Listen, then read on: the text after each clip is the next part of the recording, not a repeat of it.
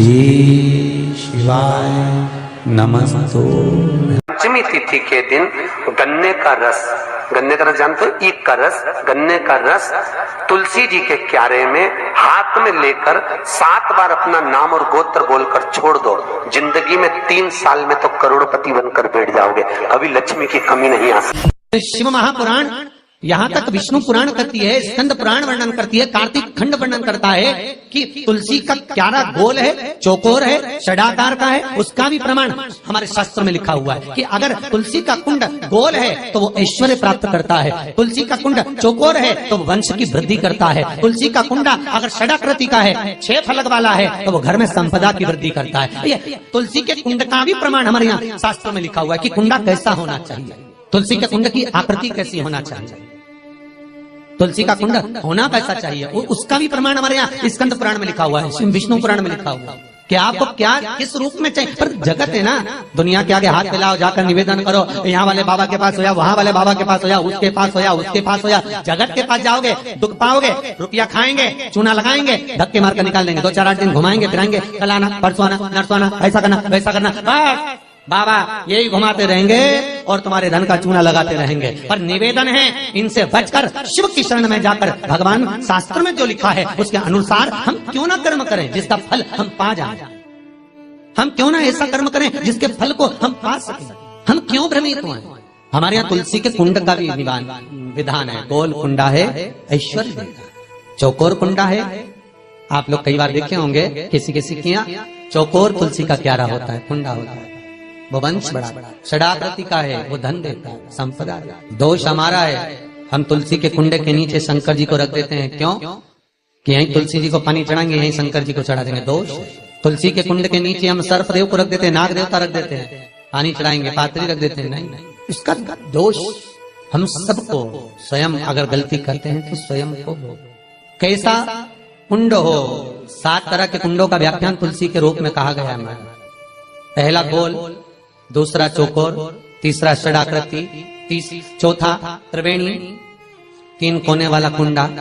शास्त्र कहता है जिसके मार्ग घर में टुकड़े हो रहे हो, घर विभाजन की ओर हो रहा हो, तो 3 कोण का कुंडा घर में रखकर पूजा करने पर परिवार एक हो जाता है।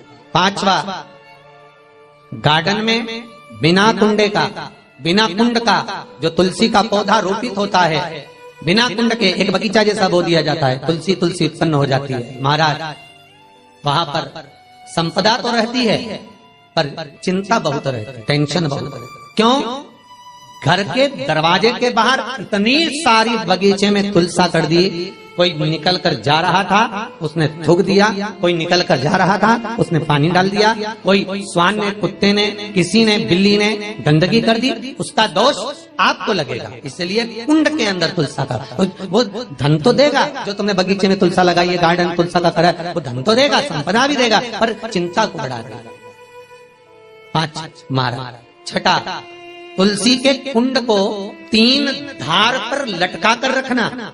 कई जगह पर आपने देखा होगा तुलसी का जो कुंडा होता है उसको 3 जो तार होते हैं, 3 जो चेन होती है उस पे लटकाया जाता है। महाराज विष्णु पुराण उसका भी व्याख्यान करते हैं। महाराज वहां व्यक्ति के कार्य उन्नति की सीढ़ी की ओर बढ़ जाते हैं।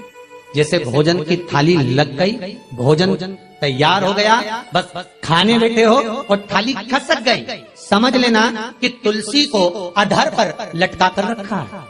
इसलिए कार्य तो हो रहे हैं, बनने वाले, 4 दिन बाद ये काम होने वाला है, 8 दिन बाद ये काम होने वाला है, लग रहा है कि इसमें इतना फल मिलेगा, लग रहा है इस व्यापार को करेंगे तो इतना फायदा हो जाएगा, सब कुछ करा, लाखों रुपए लगा भी दिए, थाली मालूम पड़े खसक गई, अधर लटका है। 7 क्रम है तुलसी के, ये 6ठा क्रम बताया। तुलसी का 7वां क्रम, तुलसी का 7वां क्रम है। महाराज तुलसी का कुंडा जैसा घर के आंगन में है, तुलसी का कुंड जैसे घर के आंगन में विराज रहा है, ऐसा ही छोटा सा कुंड भगवान के लिए रोपित करें।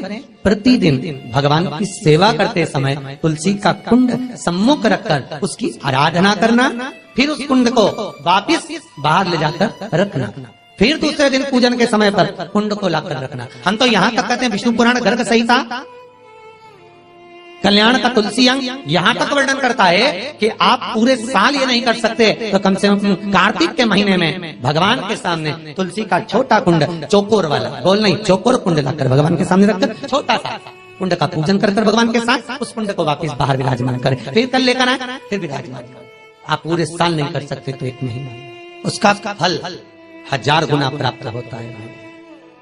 तो किस चीज के लिए कहा गया कि तुलसी का कुंडा एक बाहर हो, एक घर के अंदर मंदिर के सामने पूजन के लिए रखा जाए, तो कहते हैं उस घर में वैभव, सत्ता, संपदा, लक्ष्मी, समृद्धि, शांति की कभी कमी नहीं है, कभी प्राप्ति, सुख की, आनंद की। 7 तरह के कुंड, 7 तरह के तुलसी के रोग का वर्णन हमारे यहाँ विष्णु पुराण में किया गया। आप किस भाव से कर रहे हैं ये आप महाराज, स्त्रियों के, नारियों के जितने भी रोग होते हैं, बीमारियां होती हैं, रजोधर्म से जुड़ी हुई जो भी तकलीफें होती हैं, उसका भी व्याख्यान देवी भागवत में स्पष्ट कहा गया। गुलर का फूल अर्थात जो देवी जी को, माता जी को जो घंटी वाला फूल चढ़ता है लाल कलर का, गुलर का फूल माता के चरणों को छुआकर, तुलसी के पौधे का स्पर्श कराकर जो नारी को रजोधर्म से जुड़ी हुई परेशानियां होती हैं, उसके अंतर्गत वो फूल तुलसी का पौधा दिखाते हुए खिला दिया जाता है, तो 3 दिन में उसको 2 दिन में आराम लग जाता है, 2 या 3 दिन में।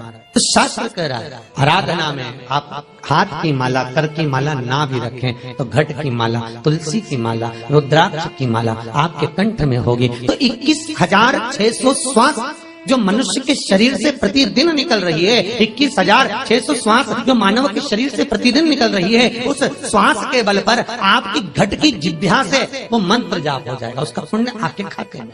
तुम्हारे गले में जो तुलसी की माला हो, तुम्हारे गले में जो रुद्राक्ष की माला हो, उसमें मन के 108 होना चाहिए या 108 से भी ज्यादा होना चाहिए। कम मनके की माला मत पहना गले में, बारीक बारीक मनके की कर लो, छोटे से छोटे मनके की कर लो, 100 से भी ज्यादा हो, 108 से भी ज्यादा हो। क्यों?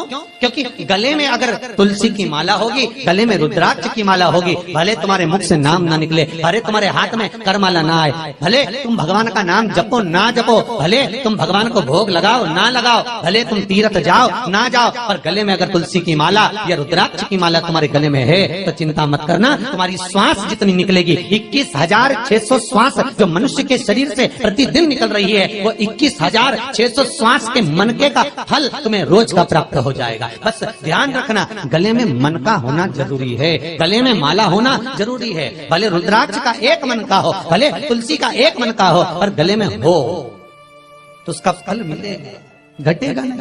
पद्म पुराण गर्ग संहिता में भी आप ढूंढेंगे तो मिल जाएगा, गीता प्रेस गोरखपुर की तुलसी अंक निकालेंगे तो उसमें मिल जाएगा। 2 वृक्ष ऐसे हैं जिनके नजदीक में जो दिया जाता है, शास्त्र कहता है, यहाँ तक वर्णन करता है शास्त्र, अगर आपके घर में तुलसी का पौधा छोटा है तो वो कुमार अवस्था का होगा। वो तुलसी का पौधा जब घेर घमोर हो जाता है तब अखंड सौभाग्य को देने वाला हो जाता है, उसमें से पत्तियों को उतारा जाता है। तुलसी का कुंडा एक बाहर हो, एक घर के अंदर मंदिर के सामने पूजन के लिए रखा जाए, तो कहते हैं उस घर में वैभव, सत्ता, संपदा, लक्ष्मी, समृद्धि, शांति की कभी कमी नहीं है,